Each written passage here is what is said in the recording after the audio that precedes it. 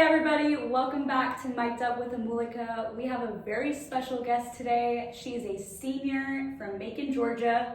She plays softball for the Georgia Bulldogs, and she is definitely more than just a pitcher on the field. She was a co-president of the UGA Student Athlete Advisory Committee from 2024 to 2025, and she's recognized as a leader for her community service and academics. Today, I would love to go behind the scenes with her to learn more about who she is as a person and as an athlete. Destin Howard, welcome. Thank you. You're welcome. So, how has it been being back on campus in these early stages of the semester? So I actually stayed here throughout the summer. So Wow. I've been here literally this entire year. Wow. But like getting back acclimated into like practice, team, really just school, like it's been awesome. That's awesome. Good. So you guys are off season, right? Yes. Okay. And are you guys playing like exhibition matches or anything like that this semester? So we'll do like inter squad stuff with each other. We actually start like live stuff next week, but we play like some fall games. So like we'll start in October. We'll end kind of like middle of November. So we play like 9 or 10 fall games. Okay. But like we do a lot of inter squad. Awesome. That's great. Well, are you ready to like dive right into it? Yes. Okay. Well, you wear a lot of hats, the athlete, the leader, and the student. When you think about the people who look up to you, what do you hope that they see first in you? Honestly, my faith. So like I'm a big believer in Christ, like big follower of Jesus. And so I hope that like what I'm displaying is like an image of him and like who he is. Yeah. So yeah. That's awesome. Yeah, religion is so important. And I feel like that really helps you, especially with athletes. Yeah. So that's awesome. You've grown so much since your freshman year. If you could go back and talk to your younger self, what would you want her to know? To work a little bit harder and to lean like more on the Lord. I feel like when you first get to college, not that you feel like everything's gonna be handed to you, but like you were the best person on your team, like before you got here. Right. And you get here and it's like you're just like everybody else. And so it's just telling my younger self like, hey, like go the extra mile to like get what you want, and then lean more on the Lord. Like that's where your like peace and everything is gonna come from, like in this sport. Yeah, that's awesome. And I think that's such an important point that you mentioned. When you first come to college as a freshman, you feel like you're the best and like you're over everybody. But then as you like experience and get through and you start actually living life, you're like, hold on, like you get humbled. You're like, okay, I need to take a step back and learn. Because then you have like your juniors and seniors as you are yourself right now, and they're like your role models, right? 100%. Yeah, awesome. What's one thing you wish people knew about being a student athlete that usually goes unseen? I think the mental piece of it, like everyone sees like the grind, like going to class, going to practice, but like people don't really see like the mental side. Like the mental side of being able to juggle going to class every day. Then after class you gotta go to practice. Then you gotta figure out a way to get your schoolwork in. Then you gotta figure out a way to take care of yourself. Like that has been the hardest piece. It's just like finding, like how do I navigate the mental piece of it? Like when I tell you people do not talk about it, they've gotten better at it. Like Georgia does a really good job of like mental health and stuff, but it's just like people don't really understand like the mental toll that it takes on you, like being a college student athlete. Yeah, I 100% agree with that. And I think there needs to be more ways that people need to, have the freedom to speak about it, right? Because I feel like some people are like, oh, if I do speak about it, I'm gonna be weak or I'm gonna be less. Whereas it's actually the opposite. You're actually strong for saying what you're going through, and you're not perfect. Nobody is, especially athletes. You're definitely not perfect. Yeah. So awesome. Being an athlete can sometimes feel like it defines you. How do you remind yourself that you are more than just the game, and how do you make that separation of who you are as a person from who you are as a player?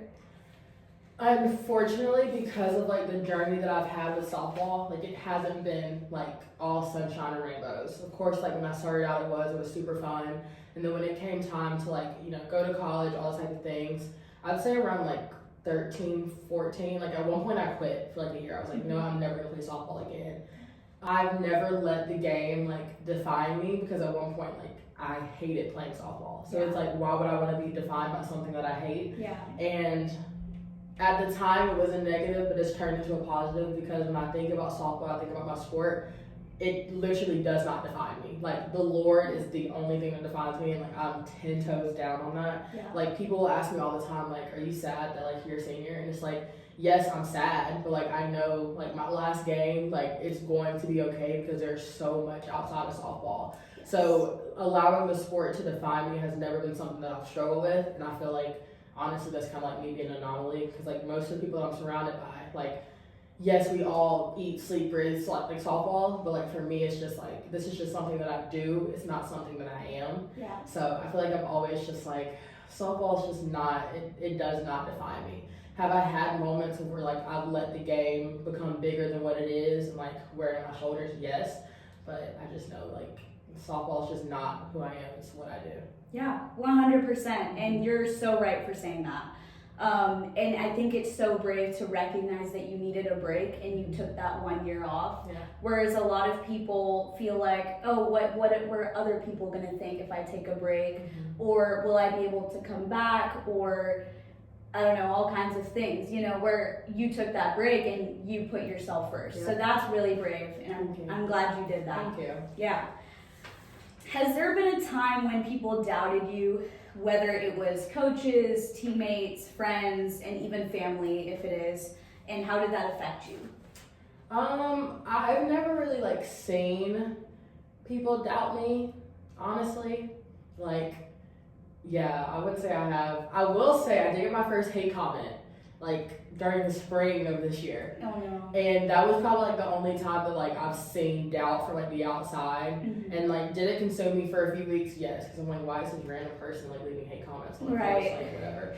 But like friends and family, like no, they've Yeah. never doubted me. Even when I've been like at my worst, like Yeah. for instance, like this last season was not my best season. Like I was Yeah. able to turn around towards the end, but I've always had people in my corner who have like cheered me on and supported me and like told me that they're proud of me regardless of like what I'm doing and like displaying on the field. So. Yeah, that's awesome. I think the environment you're in, like, either builds you or literally crushes you. 100%. Yeah, and that shows because you're here at the highest level, Yeah. and you know it was probably because your friends and family supported you so much along with your hard work. Yeah. So yeah, that's all. And honestly, I'm really glad that nobody did doubt you. Thank you. So you're probably one of the very special ones and rare ones. Mhm. So I'm glad that God has helped you with that. Thank you. And like I'm sure people have doubted me, Yeah. but it's just been one of those things like I've never seen it firsthand. That's like it's just Yeah.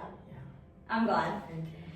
Have you ever felt the pressure to be perfect? And if so, how did you deal with it? 100%. I've always been a perfectionist, like literally since I was probably 10 years old. And that has been one of the things that like honestly hurt me because I felt like if I wasn't perfect, I wasn't good enough. Yeah. Like I could go out and throw a game, only give up 2 hits, but like no, it's not good enough. It should have been 0 hits. I would say I've been a perfectionist up until my sophomore year of college, and then I realized like it's taking so much energy out of me to be perfect when I literally cannot be perfect. Like the only person that's perfect is the Lord, and it's like at one point I had to stop just saying that and actually like buy into that. Like I cannot be perfect, only that He can.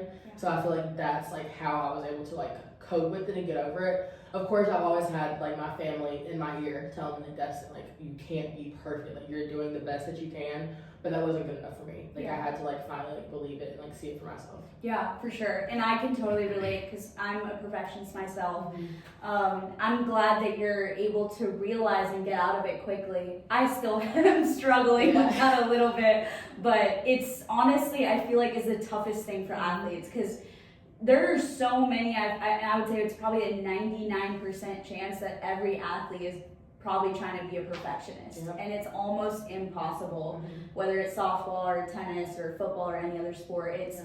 It's crazy, and you have to realize that you're not going to go out there and be 100%, right? And it's like it's hard to really like understand that and grasp that. Like even this week, I kind of had like a moment of like feeling my perfectionist tendencies kind of like in a moment. Like I didn't have a great bullpen. Yeah. And at first it was like oh crap, like I did not have a good bullpen, like what's wrong? Like you know, I need to be perfect. And it's like, hold on, like not everybody has like a good bullpen. Right. Like it's okay to not throw good every single day. Like it's truly a learning process. It is, yeah, and I feel like it definitely will take time. It's not like you snap your finger and you're like, oh, okay, I'm not doing this anymore, right? Yeah. So you're gonna have your ups and downs. Mm-hmm.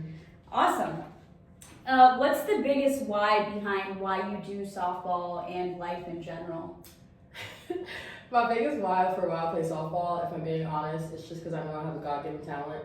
The only reason why I started back playing softball, I'm not gonna say the only reason, but the main reason. Mm-hmm. I literally told my dad, I'll forever remember this, I was laying on my couch crying. This was probably when I was like 14, 15. Mm-hmm. I did not want to let the talent that the Lord gave me to go to waste, because I know there are so many girls out there who wish they had even like 50% of what like me and all of my teammates have, just any athlete period. Like there are some people who literally wish that they could be like as good as you, and that's not like to brag or to boast, but like the Lord has given you, like He has given you Himself. Like yes, I have talent, yes, I've had to work hard, like that came from Him.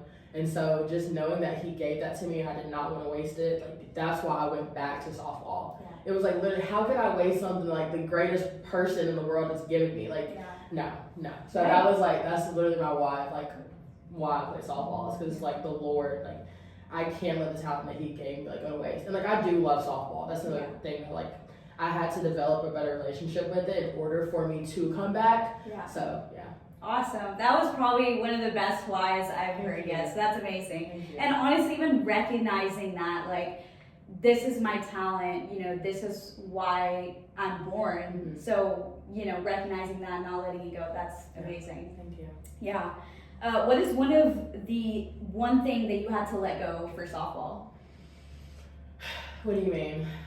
Like a sacrifice? I don't want to call it a sacrifice. Oh no, it's a sacrifice. Okay, so I'm just saying, because some people are like, oh, you got to sacrifice, and I'm like, it is a sacrifice. No, it is 100%. Don't downplay it. It's not all rainbows and no, it's not. Playing a sport, like honestly, anything you do in your life, it takes sacrifices. Like I was literally on my way here talking to my dad about like the sacrifices that he and my mom made to like make sure that like me and my sister were playing travel ball. Like travel ball is expensive, but like they made it work. They had to make sacrifices for themselves. So I would not downplay it. Like sacrifices, like, they already are, especially in athletics. So like one of the main reasons that I quit when I was younger, other than like not enjoying it, I wasn't able to see my friends on the weekend. I wasn't able to go to a birthday party. Like I'm missing all of this stuff that's so important to my childhood. Looking back on it, I'm grateful that I missed that stuff because I am where I am today. But it's just like the true sacrifices are just like missing out on time with friends when I was younger. I would say right now the biggest sacrifice is kind of like my social life a little bit, but like not really. Like I'm still able to like do things outside of my sport. Is it as much as I would want to? No, because half the time I'm tired. I just want to go to bed. Like I don't maybe want to like go grab dinner with somebody, but then it's like, you know what, I actually do. I'm just gonna like go and be tired. Like for instance, like I'm sacrificing right now me like going to bed and just like eating like through this interview, but that's something that like I love doing stuff like this, by the way, so thank you. But it's just like, it's I wouldn't say they're little sacrifices, but it's almost like everything that I do now, like there is a sacrifice to it. For instance, like I give lessons. I've had to make a sacrifice of not training a lot of my girls because of me playing like softball now, like being in school. So I would say like giving lessons, I've like a big sacrifice I've had to make here lately. And other than that, like that's pretty much it. But it's like across the board. For sure, and a little goes a long way, right? Like, you know, the smallest thing that you could do could like be a big thing for you, but then when somebody else sees, they're like, oh, it's not a big, well, it is a big deal, and it is for you, so that's all that matters. And I think along with you, like for every athlete, or for most athletes, and I can speak for myself too, but your parents like help you so much, and they sacrifice their life to come travel with you, spend their money to like put in all this, and then they see you go Division I at Georgia, right? And that's amazing. So it all pays off at the end.